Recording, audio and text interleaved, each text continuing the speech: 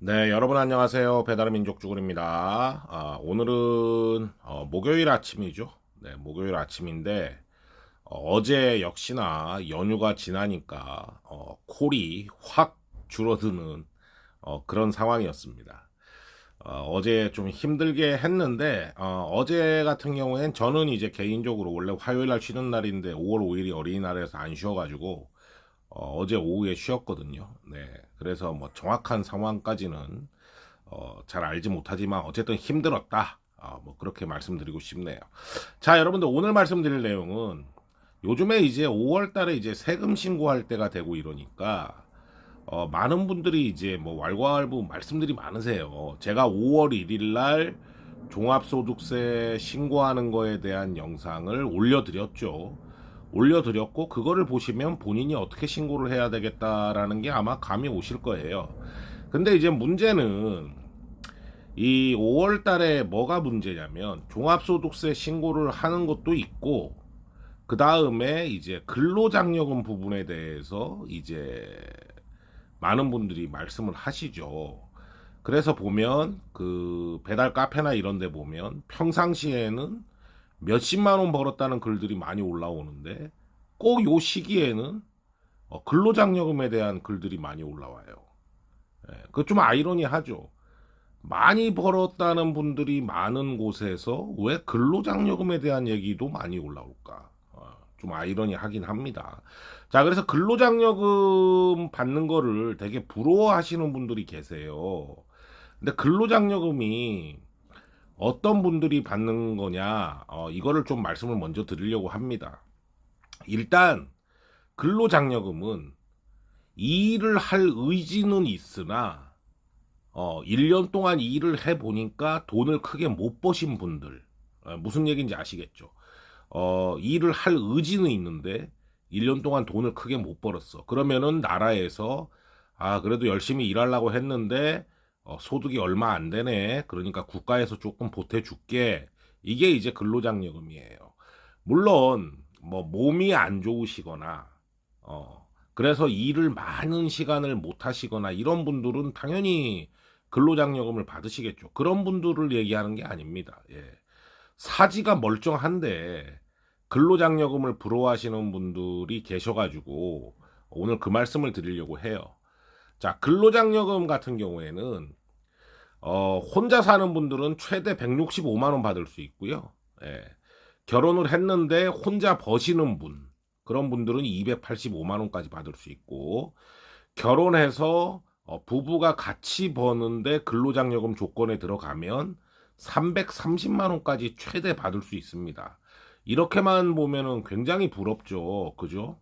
굉장히 부러우나 그리고 이제 또 자녀장려금이라 그래갖고 미성년자 자녀가 있으면 한 명당 최대 또 100만 원까지 나와요. 이건 이제 최대 금액이고 최대 금액 맥스로 받는 분들은 이제 거의 없습니다. 이제 벌은 거랑 뭐 반가이 하고 뭐 이렇게 해가지고 근로장려금 금액이 정해지는 건데 근로장려금을 받기 위해서는 어 단독 가구 혼자 사는 분들은 2,200만 원을 벌어야 돼요. 예, 2,200만 원 이하. 예. 그리고 맞벌이 하시는 부부 같은 경우에는 두 분이 합쳐가지고 4,400만 원 이하로 벌어야 됩니다.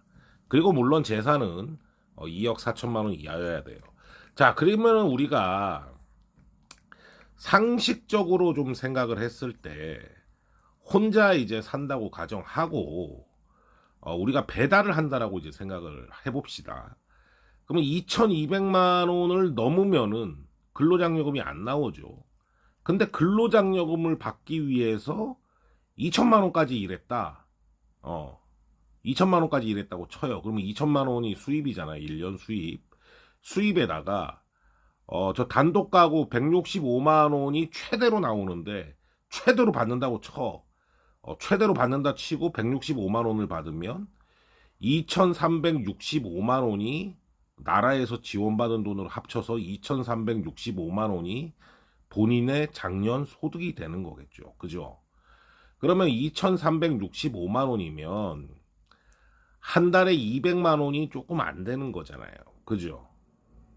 그러니까 아까도 제가 말씀드렸다시피 어떤 지병이 있거나 아니면은 일을 하고 싶은데 뭔가 이제 뭐 사정이 있거나 뭐 가족이 아파가지고 뭐 간병을 해야 된다든지 사정이 있어서 배달하는 거에 시간을 많이 못 쓰시는 분들, 그런 분들이 이제 해당이 되는 거고, 그런 분들은 이제 정당하게 나라에서 받을 수 있는 거죠.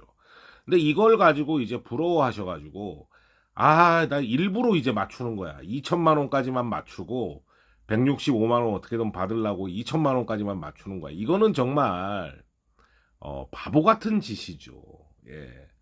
그러면은 2,365만 원인데, 배달을 하면서 2,365만 원을 벌어가지고, 만족을 모르겠어요. 저는 만족이 안 되는데 만족을 하실지는 모르겠습니다만, 어떤 개념이냐면, 만약에 이제 정상적이신 분들이 뭐 사정이 있는 게 아니고 정상적이신 분들이 근로장려금을 받기 위해서 노력하시는 분들이 계시다면, 어, 어, 사정이 있어서 기초수급자가 된 게 아니고 뭔가 꼼수를 써서 기초수급자가 되셔가지고 어, 생활하시는 분들, 그런 분들하고 거의 같은 케이스가 아니냐.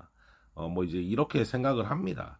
그래서 이 근로장려금이나 기초생활수급자나 이런 걸 보면 나라에서 좀 관리를 좀 철저히 할 필요는 있다. 왜냐하면 세금으로 다 나가는 거잖아요.